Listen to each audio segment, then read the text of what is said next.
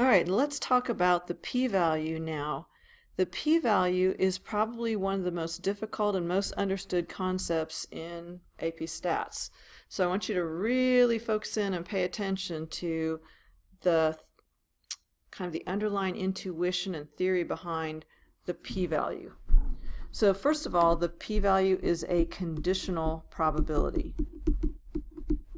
It is the probability of getting the observed sample statistic, or one even more extreme, higher or lower, or both, just by random chance if the null hypothesis is true.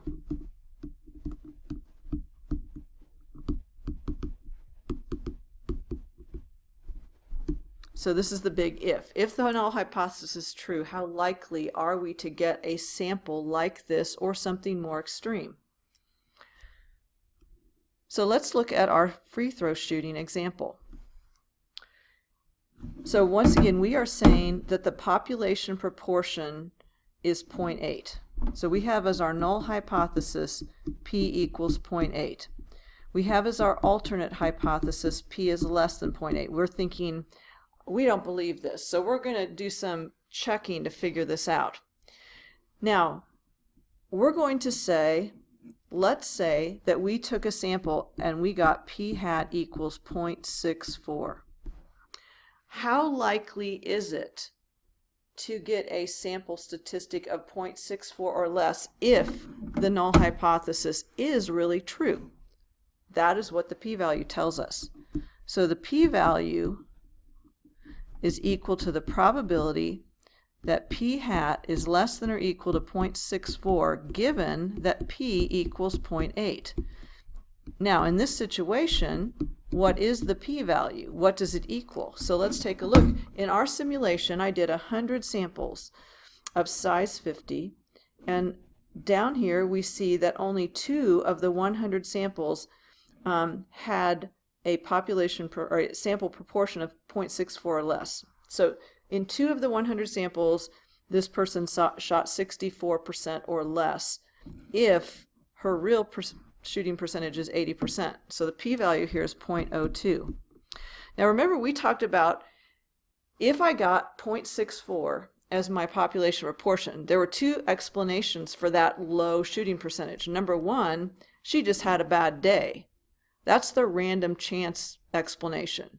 Just by random chance, she had a bad day, shot 64%. It doesn't happen very often, but it could happen. The other explanation is that she's really not an 80% free throw shooter. She shoots less than 80%. So the question is, what does the p-value tell us?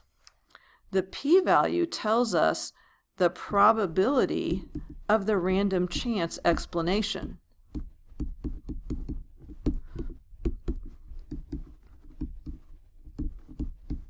So then, in other words, the probability that I would get a sample like this if the null hypothesis was true.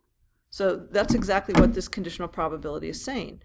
The probability of getting p hat less than or equal to 0.64 if the null hypothesis is true, just by random chance. So how do we know if the random chance explanation is a reasonable explanation? Well, we look at the size of the p-value. If the p-value is really small, then the plausibility of the random chance explanation is not very good. So in this case, there's only a 2% chance of this happening by random chance. So in this case, with the p-value equal to 2%, the random chance explanation is not plausible. Not very plausible. Is not plausible. Not very believable. It's possible, but not plausible.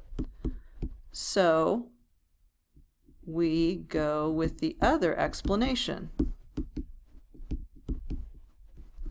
The other explanation is that she's really not an 80% free throw shooter.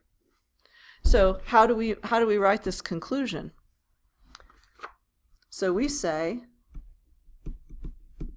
since the probability of an 80% free throw shooter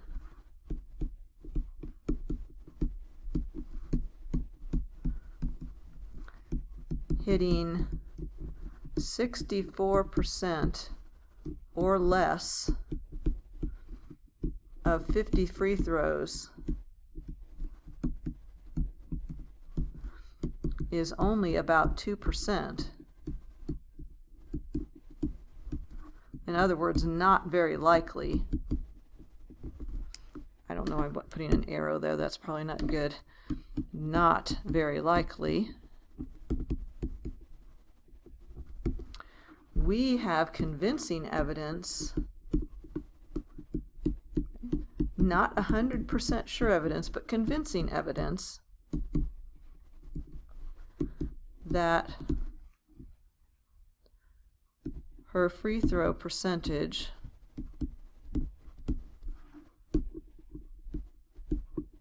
is actually less than 80%.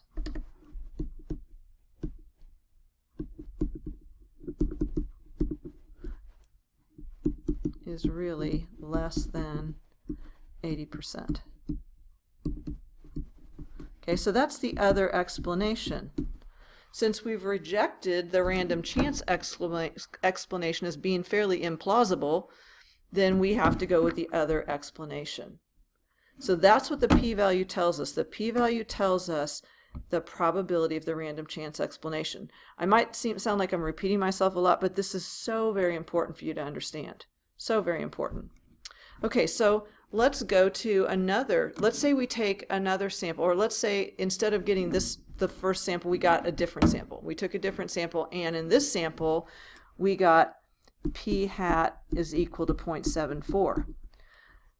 So in this, in our simulation, we saw that 14 out of 100 times we got a sample proportion of 0.74 or less.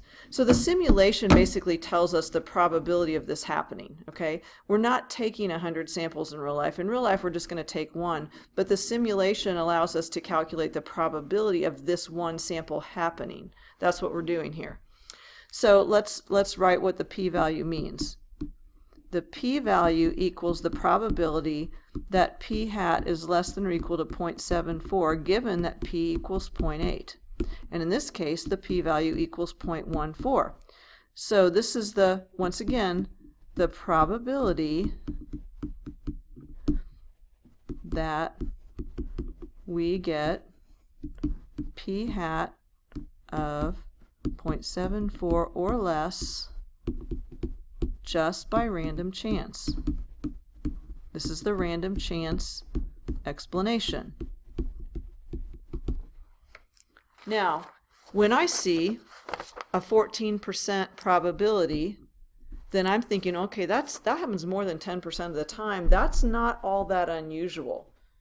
I don't think that's enough to convince me that this didn't just happen randomly. Okay, so she just happened to have a lower than normal free throw shooting day, but that happens about 14% of the time. So if it happens 14% of the time, that's not enough to convince me that she's really not an 80% shooter. So I cannot reject the random chance explanation as a plausible explanation.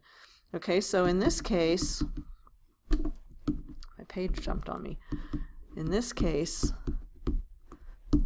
the random chance explanation is plausible.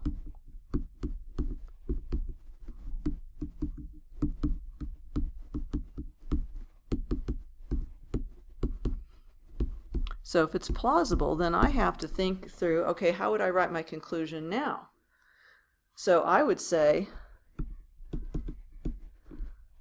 since an 80% free throw shooter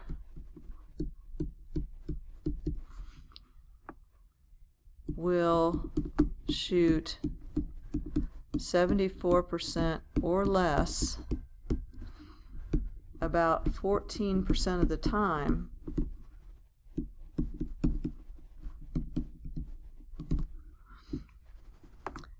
a sample p hat of 0.74 is not convincing evidence that P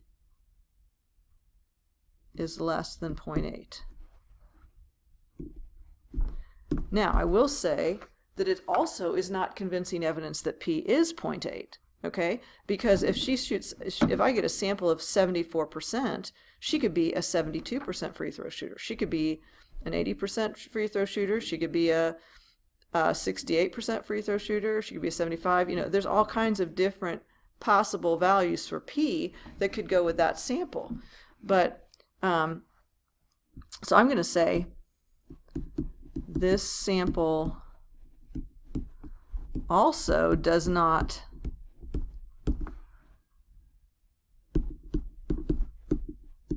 provide convincing evidence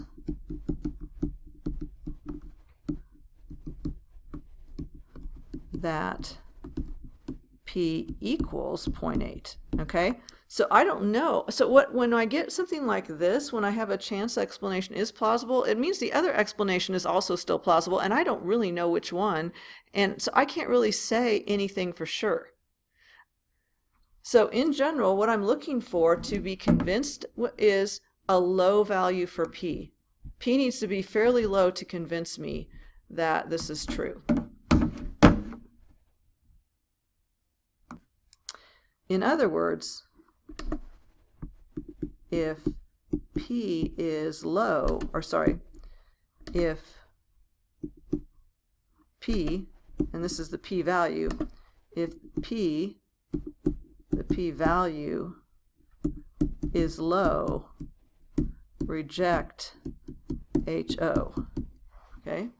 So if P is low, but we're talking about the P value, not P the proportion, but if P, the P value is low, reject the null hypothesis. We'll talk more about this in the next video.